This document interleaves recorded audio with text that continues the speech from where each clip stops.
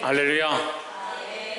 이사야서 66장 말씀을 함께 나누겠습니다. 우리가 이사야서 말씀을 이제 마지막으로 마무리하게 되는데 66장은 우리에게 또한 희망을 주기도 하고 또한 우리가 잘못된 것을 선택할 때 하나님께서 경고하시는 두 가지 말씀이 함께 나오고 있다. 그래서 우리는 하나님 앞에 온전한 믿음을 회복해야 하고 하나님 기뻐하신 예배를 드릴 때 하나님께서 우리에게 허락하시는 거룩한 소망의 나라에 들어갈 수 있다. 이 말씀을 붙잡고 믿음으로 사시기를 주의 이름으로 축복합니다. 66장 1절에 여호와께서 이같이 말씀하시되 하늘은 나의 보좌요 땅은 나의 발등상이니 너희가 나를 위하여 무슨 집을 지으랴 내가 안식할 처소가 어디랴. 하나님께서 집을 요구하는 것이 아니다. 성전을 어떻게 짓고 집을 어떻게 만들고 그런 것을 요구하는 것이 아니다. 왜? 하나님은 온 우주 만물을 창조하신 전능하신 분이다 라는 거죠. 2절에 나 여호와가 말하노라 나의 손이 이 모든 것을 지었으므로 그들이 생겼느니라. 하나님께서 창조하셔서 이 세상이 생겼는데 창조되어진 인간들이 어떤 건물을 지으면 하나님 거기 오실까? 우리가 이런 식으로 예배를 하면 하나님 받으실까? 자기의 방식들을 자꾸 끌어가 가지고 온다. 그것을 원하는 것이 아니다라는 거죠. 예배의 형식이나 건물의 어떠함이나 외모나 눈으로 보이는 식양들을 요구하는 것이 아니라 하나님 원하시는 것이 뭐냐? 무릇 마음이 가난하고 심령에 통회하며 내 말을 듣고 떠는 자 그 사람을 내가 돌보려니와 했습니다. 하나님이 원하시는 자는 딱 세 가지 지금 나오는 겁니다. 마음이 가난하다. 마음이 가난하다. 왜 마음이 가난하냐? 세상의 것들을 사랑하지 않기 때문에 가난하다는 거죠. 세상의 사람들이 이것으로 부유하고 저것으로 부유할 때에 그는 하나님만 바라보고 있으니까 때로는 세상에 대하여 가난하다는 거죠. 심령에 통회하는 자, 그래 이 심령이 통회하는 자와 마음이 가난한 자를 합치면 심령이 가난한 자. 그 심령이 통회한다. 마음이 통회한다. 왜 통회하느냐? 자기의 죄를 보고 자기의 연약함을 보고 자기의 잘못되어진 삶, 하나님을 떠났던 모든 삶들을 바라볼 때 통회할 수밖에 없다라는 거죠. 이제 하나님께서 이사야에서 말씀 마치면서 이스라엘 백성 가운데 바벨론에 포로되어진 그들 가운데 하나님께서 반드시 그들을 구원하셔서 다시 돌아가게 할 것, 그들을 회복해 하실 것들을 말씀해주고 예언해주고 그들에게 힘을 주고 있습니다. 근데 그 힘을 주는데 어떤 자에게? 통회하는 자에게, 자복하는 자에게, 그 마음이 세상에 있지 않냐고 하나님께 있는 심령이 가난한 자에게. 그래서 우리가 하나님 앞에 마음을 찢고 따라합시다. 마음을 찢고 가난한 심령으로 하나님 앞에 나아가야 합니다. 마음을 찢고 회개하고 세상에 대한 욕심들을 내려놓고 또한 세 번째 뭐라고 하냐? 내 말을 듣고 떠는 자. 하나님 말씀을 듣고 떠는 자. 하나님 말씀을 듣고 떠니까 회개하죠. 하나님 말씀을 듣고 떠니까 세상에 대하여 점점 더 가난해지죠. 그 하나님 말씀을 들어보니까 하나님께 소망이 있고 세상에 소망을 두면 안 되는구나. 이것을 알게 되니까 점점 세상에 대하여 가난해지고 세상의 소망을 내려놓기 시작하는 것. 그게 가난한 심령이고 그 마음에 내가 하나님 말씀을 들어보니까 내가 정말 잘못 살았구나, 내 뜻대로 살았구나, 하나님을 알면 알수록 내가 전에도 회개하고 돌이키고 정결해졌는데 주의 말씀을 더 보니까 내가 더더욱 하나님을 알아보니까 하나님께로 더 가까이 가니까 나의 모습이 더 연약하구나. 그것을 점점 더 알아가는 거예요. 그러니까 날마다 하나님 앞에 통회하는 거예요. 언제까지 통회해야 되냐? 이게 끝나지 않는 거예요. 믿음이 없는 사람은요, 자기 연약한 그 한 부분을 가지고 하나님 앞에 통회하지만 믿음 가운데 들어간 사람들은요, 내가 그리스도의 모습에 화하지 못한, 그리스도의 모습과 완전히 일치하지 못한 것을 가지고 통회하는 겁니다. 그 통회하고 자복하고 회개하는 건요, 한도 끝도 없어요. 왜냐하면 우리는 아직도 연약한 육신 가운데 있기 때문에 여전히 욕심 가운데 있고 자기를 사랑하는 것 가운데 있기 때문에 이 통회하고 회개하고 자복하는 것은 끝나지 않는다는 거죠. 그래서 우리가 하나님 앞에 통회하고 자복하기 때문에 하나님 앞에 못 나아가냐? 아닙니다. 통회하고 자복하는 사람이 하나님 앞에 나와야 되고 그런 사람을 하나님 받으시겠다라는 거죠. 근데 문제는 뭐예요? 하나님 두려워하지 않습니다. 하나님 앞에 통회하고 자복하지도 않습니다. 심령이 가난하지도 않습니다. 그런 것이 문제다라는 거죠. 그 사람이 내 말을 듣고 하나님 말씀을 듣고 떠는 자, 그 사람은 내가 돌보려니와 하나님 말씀을 듣고 두려워해야 된다는 거죠. 우리 예배의 모습을 가르치는 거예요. 첫 번째, 하나님 앞에 뭘 회복하라? 예배를 회복하라. 예배를 회복하는데 첫 번째 나눌 말씀이 그거요. 우리가 예배를 회복하자. 왜? 하나님 예배를 회복하기 원하신다. 하나님 어떤 예배를 원하시나? 왜? 마음이 가난한 것, 그 다음에 심령을 통회하는 것, 그 다음에 하나님 말씀 앞에 두려워 떠는 것. 할렐루야. 그걸 하나님 말씀 앞에 두려워 떨지 않으니까요, 말씀을 듣고 기분이 나쁘면 말씀이 이렇네 저렇네 하는 거예요. 절대 그렇게 하면 안 돼요. 여러분, 절대 그렇게 하면 안 돼요. 정말 조심해야 돼요. 말씀에 대하여는 우리가 정말 함부로 말하면 안 돼요. 2절에 나 여호와가 말하노라 나의 손이 2절 했죠. 3절에 소를 잡아 드리는 것은 살인함과 다름이 없고, 소를 잡아 드리는 것이 하나님께서 제사 드리는 방식으로 말씀하셨는데, 소를 잡아 드리는 것이 왜 살인한 것과 다름이 없느냐? 남의 것을 빼앗고 너희가 원하는 대로 제사를 드린다. 그러니까 너희가 드리는 제사는 하나님이 기뻐하신 제사가 아니고, 심령이 가난하고 마음에 통회하며 하나님 앞에 드리는 제사가 아니고, 하기 싫어서 억지로 나왔고 재물이 아까워서 겨우 끌고 왔으니까 그 마음이 하나님께 없다. 그러니까 자기는 자기 거 드리기 싫으니까 어떻게 하느냐? 남의 걸 빼앗아서 하는 거예요.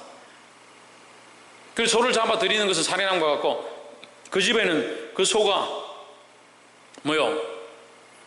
생명과 같은 그 귀한 재산인데 그걸 빼앗아 드리는 그런 모양이고, 또 다르게 보면 생명을 그냥 죽이는, 쓸데없이 그냥 생명을 죽이는 것과 똑같다. 이 소를 잡아서 죄를 자복하고 회개해야 되는데 정작 죽어야 될 것은 누구냐? 자기인 거죠. 자기 본인인 거죠. 우리가 하나님 앞에 예배는 하러 나오면요, 누가 죽어야 되느냐? 옆에서 한번 보십시오. 예배하러 우리가 하나님 앞에 오면 누가 죽어야 합니까? 목사님이 죽어야죠. 목사님이 죽어야지 우리는 살고요. 사모님이 죽어야죠. 우리는 살고요. 천만의 말씀이에요. 누가 죽어야 되냐? 원래 내가 죽어야 한다. 원래 내가 죽어야 하는데 나를 위해서 누가 대신 죽었냐? 예수 그리스도께서 우리를 대신하여 십자가에서 죽으셨다라는 거죠. 예수님이 우리를 위하여 대신 죽었으니까 우리도 또한 우리의 죄를 위하여 그분이 죽으신 것을 깨닫고 우리도 또한 그와 함께 십자가에 못 박히는 것이 예배라 하는 거죠. 이 소를 잡는 것은 뭡니까? 결국 내가 죽어야 될 것을 소가 대신 죄값으로 죽는 건데, 자기가 안 죽으니까 대신 다른 것들만 자꾸 죽인다는 거예요. 다른 희생만 자꾸 생겨난다는 거죠. 결국 죽어야 될 것은 나인데 다른 것을 죽인다, 다른 사람을 죽인다. 그러니까 목사님이 죽어야 된다 생각하는 거예요. 누가 죽어야 되냐? 우리 며느리가 죽어야 되는 게 아니고 내가 죽어야, 내가 예배 가운데 내가 죽어야 된다 하는 거죠. 그 내가 죽지 않는 것은 살인하는 것과 같다. 소를 잡아 드리는 것은 살인함과 다름이 없고, 어린 양으로 제사 드리는 것은 개의 목을 끄끔과 같고, 다름이 없이 하며 드리는 예물은 돼지의 피와 다름이 없이 하고, 분향하는 것은 우상을 찬송함과 다름이 없이 하는 그들은 자기의 길을 택하며 그들의 마음은 가정한 것을 기뻐한적 했습니다. 심각하죠. 찬송을 하는데요, 찬송을 안 하는 게 아니에요. 문제는 찬송을 하는데 누구를 찬송하냐? 자기를 찬송하고요, 음악을 찬송하고요, 자기의 이 아름다운 소리를 찬송하고요, 그 음률의, 그 선율의 부드러움과 그 음악의 감동을 찬양하는 사람들이 많이 수없이 있는 거예요. 노래를 찬송하는 게 아닙니다, 여러분. 노래는 뭡니까? 하나님을 찬송하는 데 쓰이는 도구입니다. 악기는 뭡니까? 하나님의 이름을 높이기 위한 도구일 뿐입니다. 우리는 뭡니까? 하나님의 이름을 찬양하는데 그 음악과 그 악기를 사용하여 하나님을 찬양하는 도구일 뿐이에요. 근데 우상을 찬송한다, 자기가 하나님을 온전히 높이지 않냐고 자기를 사랑하고 있으면 우리는 누구를 높이고 있느냐? 자기를 높이고 있는 겁니다. 자기를 사랑하고 있고 여전히 자기를 위해서 노래하고 있다. 악기를 좋아해가 악기 치는 걸 좋아하고 악기 연주에 빠져 있으면 이거 하나님을 찬양하는 게 아니라 악기를 연주하고 악기를 찬양하고 있는 거죠. 음악을 좋아해서 음악을 연주하고 있으면 음악을 노래하고 있는 거예요. 누가 그것을 하나님 찬양한다 하겠습니까?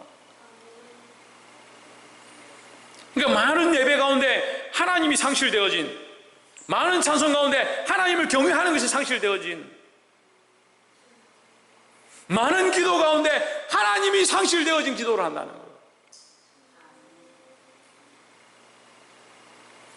두 번째 우리가 심각하게 봐야 될 문제는 결국 인생의 선택이다. 인생이 선택한다는 거예요.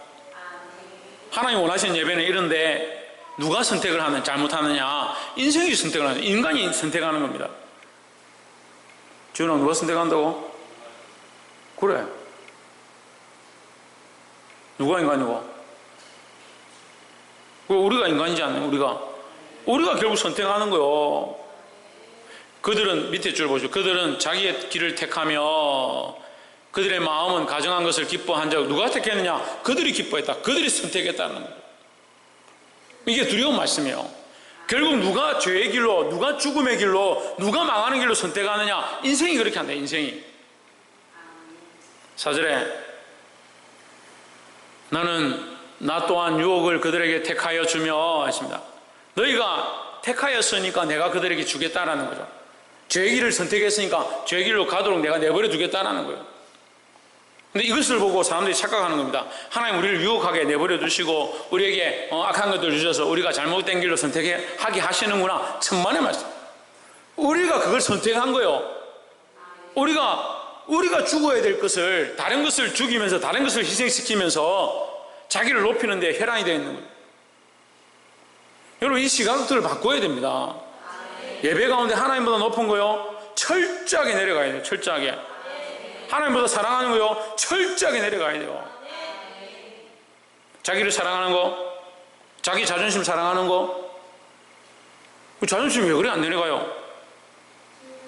자기 자녀를 사랑하는 거, 하나님 앞에서요 부끄러운 줄 알아야 돼요. 부끄러운 줄 알아야 돼요.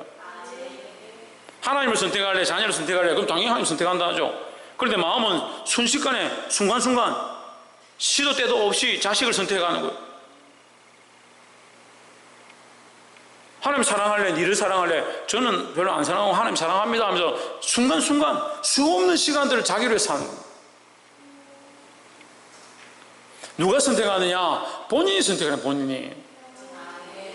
그들이 택하여 주며 그들이 무수하는 것을 그들에게 임하게 하리니 이는 내가 불러도 대답하는 자가 없으며 내가 말하여도 그들이 듣지 아니하고. 왜 듣지 않는가? 왜 대답하지 않는가? 자기를 사랑하고 자기가 원하는 것들에 귀를 기울이니까 하나님 음성을 들을 수가 없다는 거예요.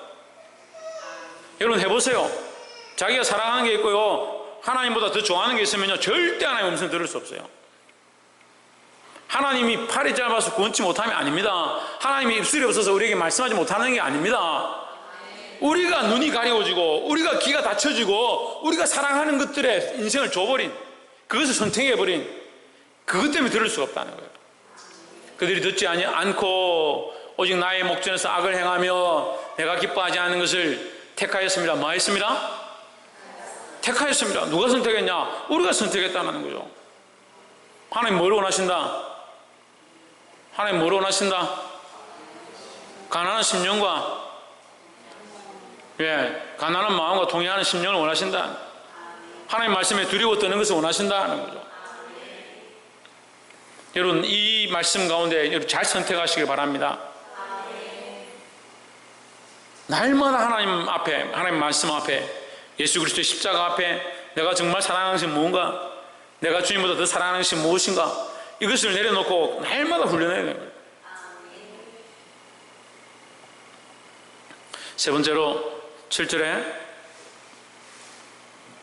시온은 구루하기 전에 생산하며 고통을 당하기 전에 남자를 낳았으니 했습니다. 자, 여기서 하나님의 사랑이 나오는데요, 우리가 잘못된 선택을 했다 하더라도 하나님 우리에게 뭘 하기 원하시냐?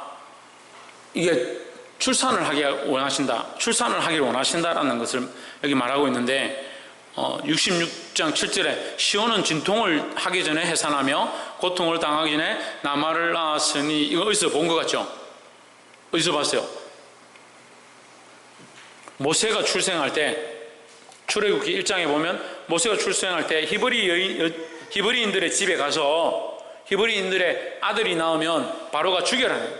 남아가 태어나면 다 죽여라 하는데 그 종들이 그 군인들이 가가지고 죽이려고 쫓아갔다가 돌아와서 뭐라고 하냐면 히브리인들은 얼마나 산모들이 건강한지 그 진통한다는 소리를 듣고 가면 이미 애를 낳았더라. 그래서 못 죽였다. 그런 얘기를 하는 거예요.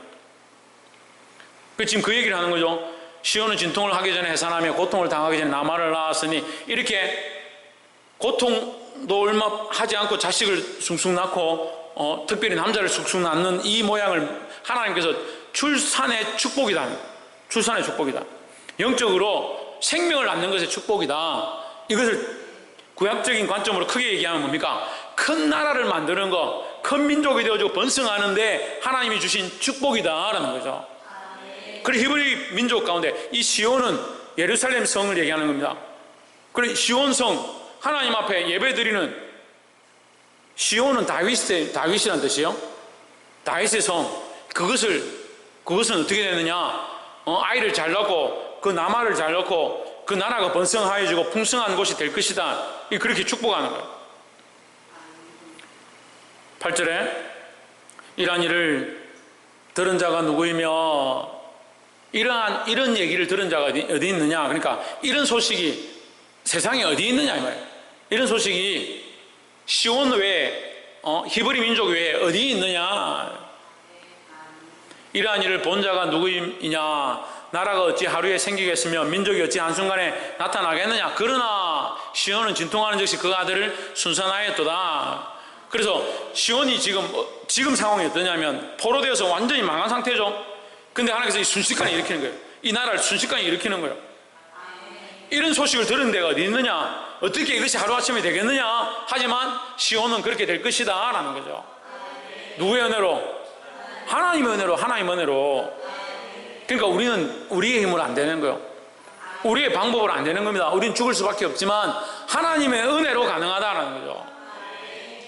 9절에 여호와께서 이르시되 내가 아이를 갖도록 하였은즉 해산하게 하지 아니하겠느냐? 내 하나님이 이르시되 나는 해산하게 하는 이인즉 어찌 태를 닫겠느냐 하시니라 했습니다. 자, 세 번째, 하나님은 잉태케 하시는 하나님이다. 우리가 잉태케 하시는 하나님이다. 어이구 목사님, 우리가 남자인데 무슨 애를 낳습니까? 우리가 뭘 잉태를 합니까? 그게 하나님의 계획 안에 있다. 우리는 낳는 자가 돼. 낳는 자가.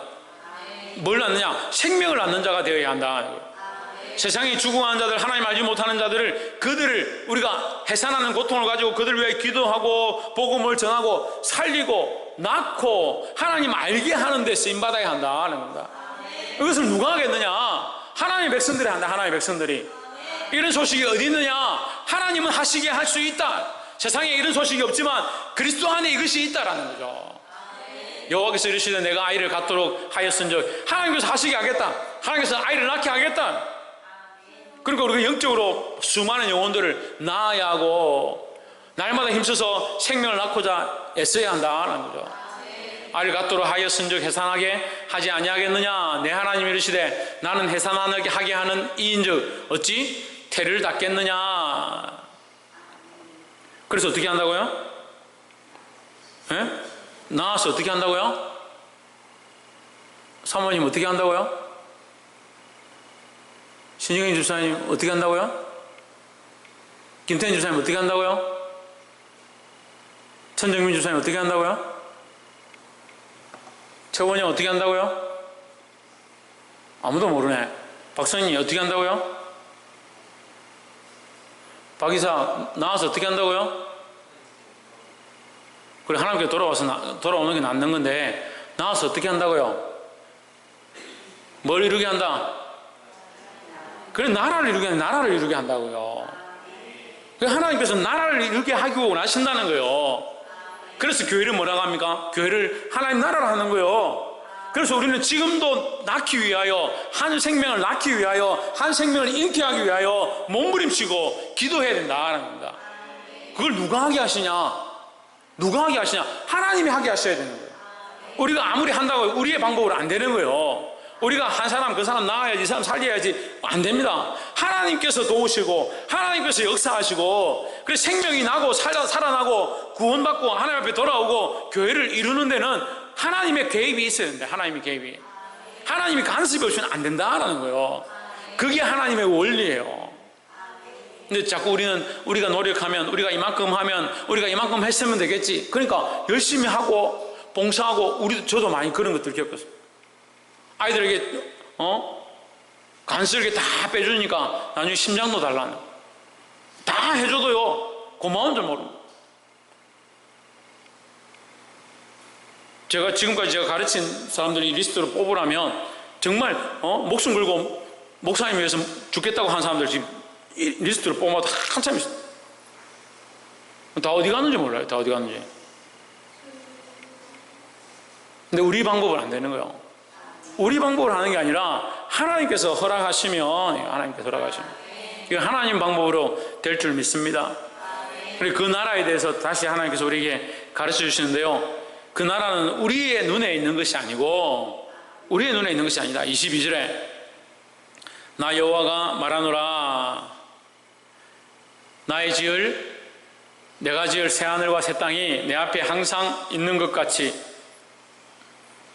여러분 성경 잘못됐습니다. 새하늘과 새 땅이 내 앞에 항상 있는 것 같이. 물론 하나님 앞에 있는 것 같이라고 할 수 있는데 제 성경에는 있을 것 같이라고 되어 있습니다. 그 새하늘과 새 땅은요 이제 장차 올 거잖아요. 그죠? 그러니까 있을 것이죠. 있을 것. 지금 없지만 새하늘과 새 땅이 항상 내 앞에 있을 것 같이 앞으로 영원히 있겠다는 거예요. 영원히 있겠다.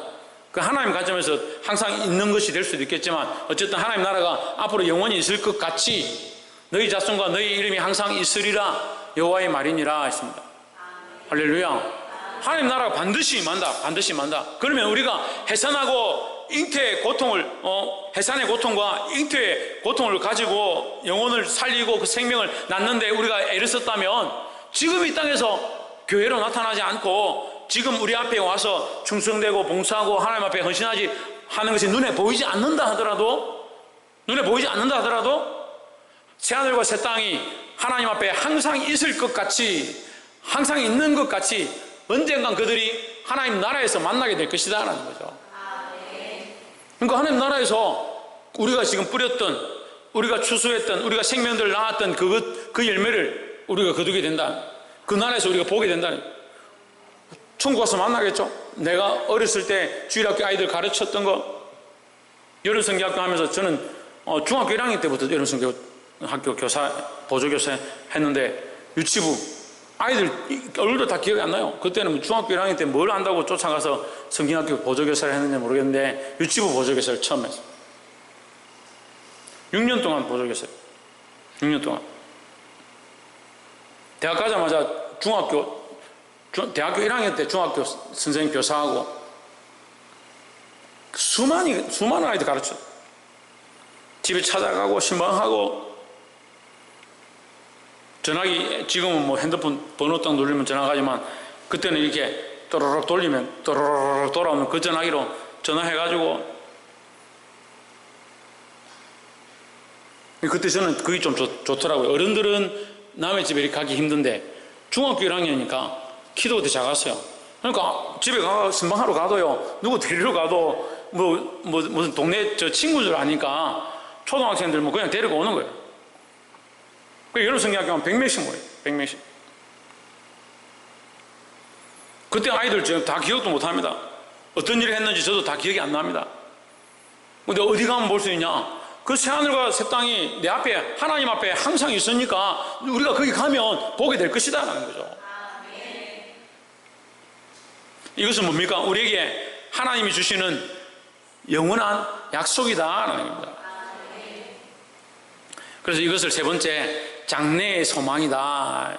장래의 소망. 장래. 앞으로 우리에게 주실 소망이다. 장래의 소망은 누구에게 있느냐? 하나님께 있습니다. 여기 있잖아요. 22절 마지막에 뭐랍니까?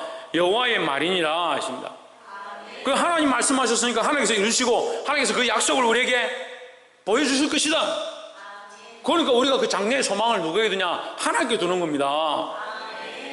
23절에 여호와가 말하노라 매월 삭과 매 안식일에 모든 혈육이 이르러 내 앞에 경배하리라. 이것은 이제 이스라엘 백성들이 지금 우리가 말씀을 볼 때 3단계, 최소한 3단계를 봐야 된다 했죠. 당장 지금 이스라엘 백성이 이스라엘 나라로 예루살렘으로 돌아가서 그 나라의 주권을 회복하고 예루살렘 성을 회복하고 하나님 앞에 예배드리게 될 그것이 예언되어진 모양이고, 또한 그리스도께서 오셔서 그 나라를 회복해 하시고 하나님 나라가 시작되어지는 모양을 예언해 주시는 것이고, 우리가 또한 하나님 나라에 들어가서, 영원한 하나님 나라에 들어가서 이 예배를 회복하게 될 것, 하나님과의 교제를 회복하게 될 것을 예언하는 것이다 라는 거죠. 24절에 그들이 나가서 내게 패역한 자들의 시체를 볼 것이라. 그 벌레가 죽지 아니하며 그 불이 꺼지지 아니하여 모든 혈육에게 가정함이 되리라 했습니다. 여러분, 이 말씀이 결국 이스라엘 백성 가운데 패역한 자들을 심판하실 것이라는 말씀이고, 그 백성들을 회복해 하실 것이라는 말씀에 대한 결론인데, 이 말씀이 결국 계시록에 나오는 말씀이고, 우리가 누가복음에서 나사로의 비유에서 본 것처럼 그 불못에 구더기도 타지 않고 죽지 않는 그 형벌의 자리가 있다는 것을 이미 구약에서 이사야서에서 예언하고 있는 거예요. 새하늘과 새 땅을 지금 얘기하죠. 지금 이 끝나는 부분에 지금 64, 65, 66장에서 새하늘과 새 땅을 2번, 3번 얘기합니다. 죽었던 자들의 부활을 얘기하고 있습니다. 하나님 말씀은요, 갑자기 생뚱맞게 요한계시록에서 계시로 하나님 갑자기 나타나고 그렇지 않습니다. 창세 때부터 우리를 구원하신 그 하나님이 계속 약속하시고 계속 우리에게 보여주고 있다는 거죠.